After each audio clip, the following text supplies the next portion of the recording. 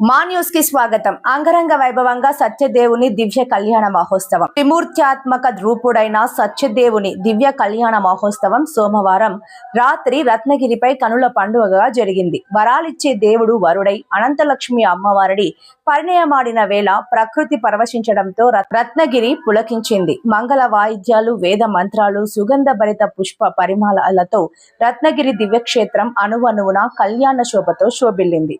సర్వశిల్ప కళా శోభితమై వివిధ పరిమళాల పుష్పాలతో దీపాలంకరణతో సర్వాంగ సుందరంగా అలంకరించిన శాశ్వత కళ్యాణ వేదికపై స్వామి అమ్మవార్లను ఆశీనులు గావించారు.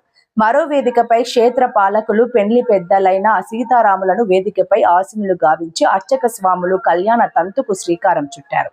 ముందుగా గణపతి పూజ, పుణ్యవచానం, కన్యావరులను జరిపి అనంతలక్ష్మి అమ్మవారితో మంగళ గౌరీ పూజ జరిపించారు.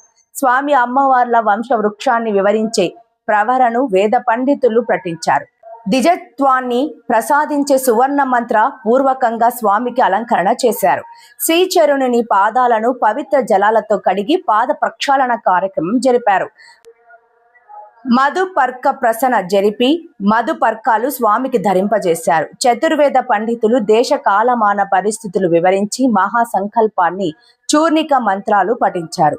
సుముహూర్త వేళ భక్త రక్షణలో ఒకరికొకరు బాసటగా ఉండాలంటూ జీలకర్ర బెల్లం మిశ్రమాన్ని స్వామి అమ్మవార్లకు ఒకరి శిరస్సుపై మరొకరు ఉంచారు. భక్తజన గోవింద నామస్మరణ, సత్యదేవ నామస్మరణ మధ్య మాంగళ్యం తంతునానేన లోకరక్షణ హేతున అంటూ స్వామి అమ్మవారి మెడలో 3 ముళ్ళు వేసే ముందు మంగళ సూత్రాన్ని భక్తులంతా దర్శించుకునేలా చూపించారు.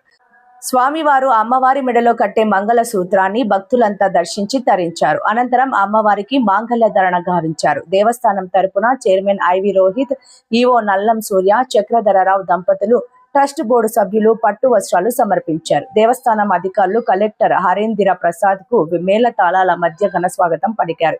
ఈ కార్యక్రమాన్ని ప్రధాన అర్చకులు కోట సుబ్రహ్మణ్యం, అర్చక స్వాములు నిర్వహించారు. కళ్యాణం అనంతరం ప్రత్యేక కౌంటర్ల ద్వారా స్వామివారి తలంబ్రాలు, ముత్యాలు పంపిణీ చేశారు.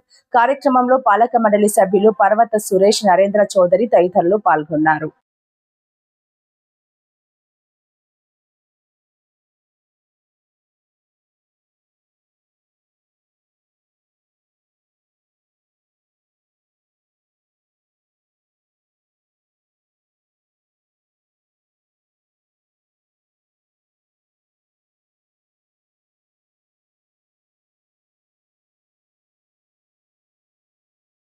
అందువల్ల మీరందరూ కూడా సావధానులై వారు ఎప్పుడో తర్వాత చెప్తారు, సుముహూర్తే సావధాన, సులగ్నే సావధాన, లక్ష్మీనారాయణ ధ్యాన చెప్తారు.